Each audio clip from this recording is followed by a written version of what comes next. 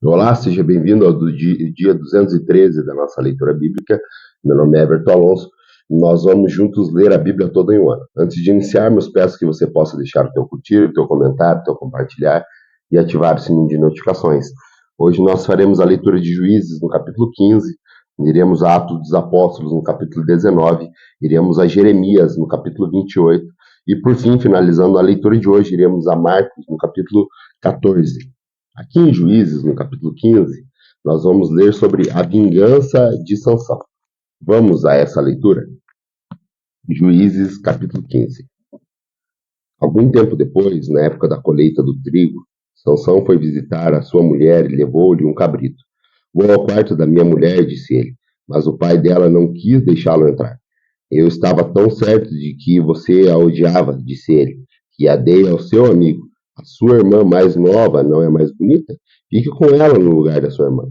Sansão lhe disse, dessa vez ninguém poderá me culpar quando eu acertar as contas com os filisteus. Então saiu, capturou 300 raposas e as amarrou aos pares pela cauda. Depois prendeu uma tocha em cada par de cauda, acendeu as tochas e soltou as raposas no meio das plantações dos filisteus. Assim, ele queimou os feixes, o cereal que iam colher e também as vinhas e os olivais. Os filisteus perguntaram: quem fez isso? Responderam: foi Sansão, o genro do Timinita, porque a sua mulher foi dada ao seu amigo. Então os filisteus foram e queimaram a mulher e seu pai. Sansão lhe disse: já que fizeram isso, não sossegarei enquanto não me vingar de vocês. Eles atacou sem dó nem piedade e fez terrível a matança. Depois desceu e ficou numa caverna da rocha de Etã. Os filisteus foram para Judá e lá acamparam, espalhando-se pelas proximidades da lei. Os homens de Judá perguntaram: por que vocês vieram lutar contra nós? Eles responderam: queremos levar Sansão amarrado para tratá-lo como ele nos tratou. 3.000 homens de Judá desceram então à caverna da rocha de Etã e disseram a Sansão: você não sabe que os filisteus dominam sobre nós? Você viu o que nos fez? Ele respondeu: fiz a eles apenas o que eles nos fizeram. Disseram: viemos amarrá-lo para entregá-lo aos filisteus. Sansão disse: jure-me que vocês mesmos não me matarão. Certamente que não, responderam. Somente vamos amarrá-los e entregá-lo nas mãos dele. Não o mataremos. E o prenderam com as 2 cordas novas e fizeram sair da rocha. Quando ia chegando a lei, os filisteus foram ao encontro deles aos gritos, mas o Espírito do Senhor apossou-se dele. As cordas em seus braços se tornou como fibras de linho queimado, e os laços caíram das suas mãos. Encontrando a carcaça de um jumento, pegou a queixada e com ela matou 1.000 homens. Disse ele então: com a queixada de jumento, fiz dele montões. Com a queixada de um jumento, matei 1.000 homens. Quando acabou de falar, jogou fora a queixada e o local foi chamado de Ramat-Lei. Sansão estava com muita sede e clamou ao Senhor: deste pela mão do teu servo essa grande vitória. Morrerei eu agora de sede para cair na mão dos circuncisos? Deus então abriu a rocha que há em lei, e dela saiu água. Sansão bebeu, suas forças voltaram, e ele recobrou o ânimo. Por esse motivo, essa fonte foi chamada em Acore, e ainda lá está em lei. Sansão liderou Israel durante 20 anos, no tempo dos domínios dos filisteus. Vamos agora ao livro de Atos dos Apóstolos. Em Atos dos Apóstolos, nós faremos a leitura hoje do capítulo 19. Aqui nós vamos ler Paulo chegando a Éfeso e também o tumulto que se instalou dentro daquela cidade após a chegada do apóstolo Paulo à cidade de Éfeso. Vamos a essa leitura? Atos dos Apóstolos, capítulo 19. Enquanto Apolo estava em Corinto, Paulo, atravessando as regiões altas, chegou a Éfeso. Ali encontrou alguns discípulos que lhe perguntaram: vocês receberam o Espírito Santo quando creram? Eles responderam: não, nem sequer ouvimos que existe o Espírito Santo. Então, que batismo vocês recebem? Perguntou Paulo. O batismo de João, responderam eles. Disse Paulo: o batismo de João foi um batismo para arrependimento. Ele dizia que ao povo que cresce naquele que viria depois dele, isto é, em Jesus. Ouvindo isso, eles foram batizados em nome de Jesus Cristo. Quando Paulo lhe impôs as mãos, veio sobre eles o Espírito Santo e começaram a falar em línguas e a profetizar. Eram ao todo uns 12 homens. Paulo entrou na sinagoga, e ali falou com liberdade durante 3 meses, argumentando convincentemente acerca do reino de Deus. Mas alguns deles se endureceram e se recusaram a crer, e começaram a falar mal do caminho diante da multidão. Paulo, então, afastou-se deles, tomando consigo os discípulos, passou ali diariamente na escola de Tirano. E isso continuou por 2 anos, de forma que todos os judeus e os gregos que viviam na província da Ásia ouviam a palavra do Senhor. Deus fazia milagres extraordinários por meio de Paulo, de modo que até os lenços e aventais que Paulo usava eram levados e colocados sobre os enfermos. Estes eram curados de doenças e os espíritos malignos saíam deles.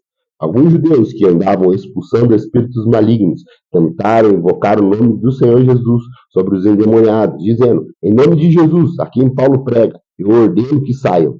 Os que estavam fazendo isso eram os 7 filhos de Seba, um dos chefes dos sacerdotes dos judeus. Um dia o espírito maligno lhe respondeu: Jesus eu conheço, Paulo eu sei quem é, e vocês, quem são? Então o endemoniado saltou sobre ele, os dominou, espancando com tamanha violência que eles fugiram da casa nus e feridos. Quando isso se tornou conhecido de todos os judeus e gregos que viviam em Éfeso, todos eles foram tomados de temor, e o nome do Senhor Jesus era engrandecido. Muitos dos que creram vinham e confessavam e declaravam abertamente suas obras más. Grande número dos que tinham praticado ocultismo reuniam seus livros e queimavam publicamente. Calculado o valor total, ele chegou a 500.000 dracmas. Dessa maneira, na palavra do Senhor, muito se difundia e se fortalecia. Depois dessas coisas, Paulo decidiu no Espírito ir a Jerusalém. Passando pela Macedônia e pela Caia, ele dizia: depois de haver estado ali, é necessário também que eu vá visitar Roma. Então enviou a Macedônia 2 de seus auxiliares, Timóteo e Erasto, e permaneceu mais um pouco na província da Ásia. Naquele tempo, houve um grande tumulto por causa do caminho. Um ourives chamado Demétrio, que fazia miniaturas de prata no templo de Artemis e que dava muito lucro ao artífice, reuniu com os trabalhadores dessa profissão e disse: senhores, vocês sabem que temos uma boa fonte de lucro nessa atividade e estão vendo e ouvindo como este indivíduo, Paulo, está convencendo e desviando grande número de pessoas aqui em Éfeso, e em quase toda a província da Ásia. Diz ele que deuses feitos por mãos humanas não são deuses. Não somente há perigo de nossa profissão perder a sua reputação, mas também de o templo da grande deusa Artemis cair em descrédito e da própria deusa, adorada em toda a província da Ásia e em todo o mundo, ser destituído de sua majestade divina. Ouviram isso e eles ficaram furiosos e começaram a gritar: grande Artemis dos Éfesos, dos Efésios. Em pouco tempo, a cidade toda estava em tumulto. O povo foi às pressas para o teatro, arrastando os companheiros de viagem de Paulo, os macedônios, Gaio e Aristarco. Paulo queria apresentar-se à multidão, mas os discípulos não o permitiam. Alguns amigos de Paulo, dentre as autoridades da província, chegaram a mandar-lhe um recado, pedindo-lhe que não se arriscasse a ir ao teatro. A assembleia estava em confusão. Uns gritavam uma coisa, outros gritavam outra. A maior parte do povo nem sabia por que estava ali. Alguns da multidão julgaram que Alexandre era a causa do tumulto. Quando os judeus o empurraram para a frente, ele fez sinal pedindo silêncio, com a intenção de fazer a sua defesa diante do povo. Mas, quando ficaram sabendo que ele era judeu, todos gritaram em uma só voz durante cerca de 2 horas: grande é a Artemis dos Efésios. O escrivão da cidade acalmou a multidão e disse: Efésios, quem não sabe que a cidade de Éfeso é a guardiã do templo da grande Artemis, da sua imagem caiu do céu? Portanto, visto que esses fatos são inegáveis, acalme-se e não façam nada precipitadamente. Vocês trouxeram estes homens aqui, embora eles não tenham roubado o templo, nem blasfemando contra nossa Deus. Se Demétrio e seus companheiros de profissão têm alguma queixa contra alguém, os tribunais estão abertos e há procônsules, eles que se apresentem suas queixas ali. Se há mais alguma coisa que vocês desejam apresentar, isso será decidido em assembleia, conforme a lei. Da maneira como está, corremos o perigo de sermos acusados de perturbar a ordem pública por causa dos acontecimentos de hoje. Nesse caso, não seríamos capazes de justificar este tumulto, visto que não há razão para tal. E tendo dito isso, encerrou a assembleia. Vamos agora para o livro de Jeremias. Jeremias, no capítulo 28. Aqui o profeta Jeremias, no capítulo 28, ele fala sobre o falso profeta Ananias. Vamos a essa leitura? Jeremias 28. No quinto mês daquele mesmo ano, quarto ano, no início do reinado de Zedequias, rei de Judá, Ananias, filho de Azur, profeta natural de Gibeão, disse-me no templo do Senhor, na presença dos sacerdotes e de todo o povo: diz assim o Senhor dos Exércitos, Deus de Israel: quebrarei o jugo do rei da Babilônia, e em 2 anos trarei de volta a este lugar todos os utensílios do templo do Senhor, que Nabucodonosor, rei da Babilônia, tirou daqui e levou para a Babilônia. Também trarei de volta para este lugar Joaquim, filho de Jeoaquim, rei de Judá, e todos os exilados de Judá que foram para a Babilônia, diz o Senhor, pois quebrarei o jugo do rei da Babilônia. Mas o profeta Jeremias respondeu ao profeta Ananias, diante do sacerdote de todo o povo que estava no templo do Senhor: amém, que assim faça o Senhor, e o Senhor cumpra as palavras que você profetizou, trazendo os utensílios do templo do Senhor e todos os exilados da Babilônia para este lugar. Entretanto, ouça o que eu tenho a dizer a você e a todo o povo. Os profetas que precederam a mim e a você, desde os tempos antigos, profetizaram guerra, desgraça e peste contra muitas nações e grandes reinos. Mas o profeta que profetiza prosperidade será reconhecido como verdadeiro enviado de Deus, se aquilo profetizou se realizar. Então o profeta Ananias tirou o jugo do pescoço de Jeremias e o quebrou, e disse, diante de todo o povo: assim diz o Senhor, este é o modo que quebrarei o jugo de Nabucodonosor, rei da Babilônia, e tirarei do pescoço de todas as nações no prazo de 2 anos. Diante disso, o profeta Jeremias retirou-se. Depois que o profeta Ananias quebrou o jugo do pescoço do profeta Jeremias, o Senhor dirigiu a palavra a Jeremias: vá dizer a Ananias, assim diz o Senhor, você quebrou o jugo de madeira, mas em seu lugar você fará um jugo de ferro.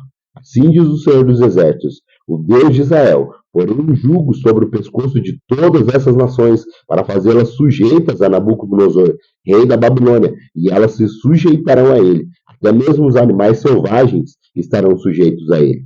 Disse, pois, o profeta Jeremias ao profeta Ananias: escute, Ananias, o Senhor não enviou, mas assim mesmo você persuadiu essa nação a confiar em mentiras. Por isso, assim diz o Senhor: vou tirá-lo da face da terra. Este ano você morrerá, porque pregou rebelião contra o Senhor. E o profeta Ananias morreu no 7º mês daquele mesmo ano. Vamos à nossa última leitura de hoje? A nossa última leitura de hoje está aqui no capítulo 14 do Evangelho de Marcos, onde nós vamos falar que Jesus ele é ungido em Betânia, também a ceia do Senhor Jesus Cristo. Aqui nós vamos ler Jesus no Getsêmani, Jesus sendo preso.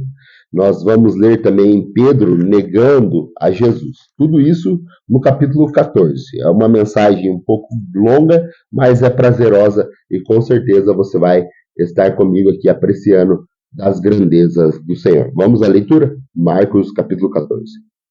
Faltavam apenas 2 dias para a Páscoa e para a festa dos pães sem fermento. O chefe dos sacerdotes e os mestres da lei estavam procurando o meio de flagrar Jesus em algum erro e matá-lo, mas diziam: não durante a festa, para que não haja tumulto entre o povo. Estando Jesus em Betânia, reclinando-se à mesa da casa de um homem conhecido como Simão, o leproso, aproximou-se dele certa mulher com um frasco de alabastro, contendo um perfume muito caro. Fez um nardo puro e quebrou o frasco e derramou o perfume sobre a cabeça de Jesus. Alguns dos presentes começaram a dizer uns aos outros, indignados: por que esse desperdício de perfume? Ele poderia ser vendido por 300 denários e o dinheiro ser dado aos pobres. E eles repreendiam severamente. Deixe-na em paz, disse Jesus. Por que estão tão perturbados? Ela pratica uma boa ação para comigo, pois os pobres vocês sempre terão entre vocês e poderão ajudá-los sempre que desejarem, mas a mim vocês nem sempre terão. E ela fez o que pôde, derramou o perfume em meu corpo antecipadamente, preparando-o para o sepultamento.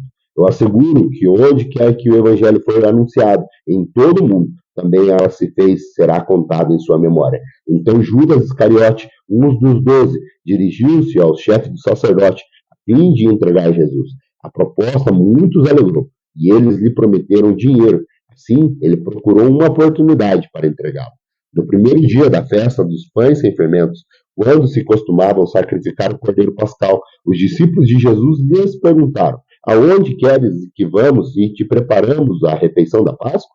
Ele enviou 2 de seus discípulos, dizendo: entre na cidade, e um homem carregando um pote de água virá ao encontro de vocês. Sigam-no e diga ao dono da casa em que entrar. O mestre pergunta: onde está o meu salão de hóspede, na qual poderei comer a Páscoa com os meus discípulos? Ele mostrará uma sala ampla no andar superior, mobiliada e pronta. Faça ali os preparativos para nós. Os discípulos se retiraram, entraram na cidade e encontraram tudo como Jesus tinha dito e prepararam a Páscoa. Ao anoitecer, Jesus chegou com os 12. Quando estavam comendo reclinados à mesa, Jesus disse: digo que certamente um de vocês me trairá. Algum está aqui comendo comigo. Eles ficaram tristes e um por um lhe disseram: com certeza não sou eu, afirmou Jesus. É um dos 12, alguém que come comigo no mesmo prato. O Filho do Homem vai, como está escrito a seu respeito. Mas ai daquele que trai o Filho do Homem. Melhor lhe seria não ter nascido. Enquanto comiam, Jesus tomou o pão, deu graça, partiu e deu aos discípulos, dizendo: tome, isto é o meu corpo. Em seguida tomou o cálice, deu graças, ofereceu aos discípulos e todos beberam. E ele disse: isto é meu sangue da aliança que é derramado em favor de muitos. Eu afirmo que não beberei outra vez do fruto da videira, até que o dia em que beberei o vinho novo no reino de Deus. Depois de terem cantado um hino, saíram para os Montes das Oliveiras. Disse Jesus: vocês todos me abandonarão, pois está escrito: ferirei o pastor e as ovelhas serão dispersas. Mas depois de ressuscitar, irei adiante de vocês para a Galiléia. Pedro declarou: ainda que todos te abandonem, eu não te abandonei e não te abandonarei. Jesus respondeu: asseguro que ainda hoje, esta noite, antes que 2 vezes o galo cante, 3 vezes você me negará. Mas Pedro insistia ainda mais: mesmo que seja preciso que eu morra contigo, não te negarei. E todos os outros disseram o mesmo. Então foram para um lugar chamado Getsemane, e Jesus disse aos seus discípulos: sentem-se aqui enquanto vou orar. Levou consigo Pedro, Tiago e João, e começou ali aflito e angustiado. Ele disse: a minha alma está profundamente triste, numa tristeza mortal. Fiquem aqui e vigiem. Indo um pouco mais adiante, prostrou-se e orava para que, se possível, fosse afastado dele aquela hora, e dizia: Abba, Pai, tudo te é possível, afasta de mim esse cálice, contudo, não seja feito como eu quero, mas sim o que tu queres. Então voltou aos seus discípulos e o encontrou dormindo. Simão, disse ele a Pedro, você está dormindo? Não pode vigiar nem por uma hora? Vigie e ora para que não caia em tentação. O espírito está pronto, mas a carne é fraca. Mas uma vez ele se afastou e orou, repetindo as mesmas palavras. Quando voltou, de novo os encontrou dormindo, porque os seus olhos estavam pesados. Eles não sabiam o que dizer. Voltando pela 3ª vez, ele lhes disse: vocês ainda dormem e descansam? Basta, chegou a hora. Eis que o Filho do Homem está sendo entregue nas mãos dos pecadores. Levantem-se e vamos. Aí vem aquele que me trai. Enquanto ele ainda falava, apareceu Judas, um dos 12. Com ele estava uma multidão armada de espadas e varas, enviada pelo chefe dos sacerdotes, mestres da lei e líderes religiosos. O traidor havia combinado um sinal com eles. Aquele a quem eu saudar com um beijo, é ele. Prendam-no e levem-no em segurança. Dirigindo-se imediatamente a Jesus, Judas disse: mestre, e o beijou. Os homens agarraram Jesus e o prenderam. Então um dos que estavam perto puxou a espada e feriu o servo do sumo sacerdote, decepando-lhe a orelha. Disse Jesus: estou eu chefiando alguma rebelião para que vocês venham me prender com espadas e varas? Todos os dias eu estive com vocês, ensinando no templo, e vocês não me prenderam. Mas as escrituras precisam ser cumpridas. Então todos os abandonaram e fugiram. Um jovem, vestindo apenas um lençol de linho, estava seguindo Jesus. Quando tentaram prendê-lo, ele fugiu nu, deixando o lençol para trás. Levando Jesus, o sumo sacerdote, então se reuniram todos os chefes dos sacerdotes, os líderes religiosos, os mestres da lei. Pedro seguiu de longe até o pátio do sumo sacerdote. Sentando-se, ali com os seus guardas, esquentava-se junto ao fogo. O chefe do sacerdote e todo o sinédrio estavam procurando depoimentos contra Jesus, para que pudessem condená-lo à morte, mas não encontraram nenhum. Muitos testemunhos falsamente contra eles, mas a declaração deles não eram coerentes.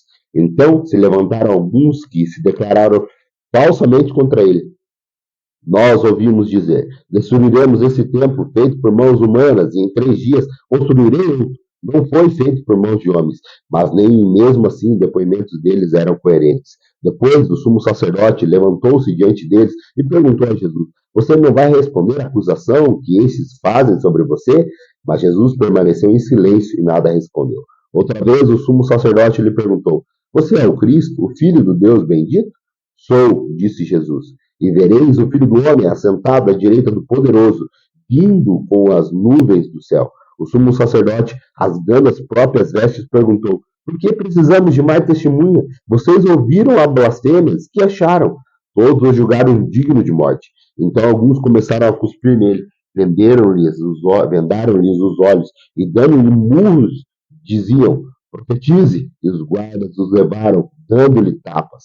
Estando Pedro embaixo do pátio, uma das criadas do sumo sacerdote passou por ali.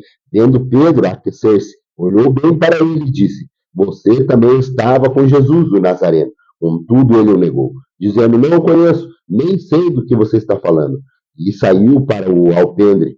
Quando a criada ouviu lá, disse novamente aos que estavam perto: Esse aí é um deles. De novo ele negou. Pouco tempo depois, os que estavam sentados ali perto disseram a Pedro: Certamente você é um deles, você é Galileu. Ele começou a se amaldiçoar e a jurar: Não conheço esse homem, de quem vocês estão falando? E logo o galo cantou pela segunda vez. Então Pedro se lembrou da palavra que Jesus tinha dito: Antes que 2 vezes cante o galo, você me negará 3 vezes. E se pôs a chorar. Muito obrigado pela tua companhia, é um prazer a tua leitura diária comigo durante esse ano, e espalhe essa mensagem de amor para que mais pessoas sejam alcançadas pelo poder transformador da palavra. Se Deus nos permitir, retornamos amanhã para mais um dia da leitura bíblica. Até lá.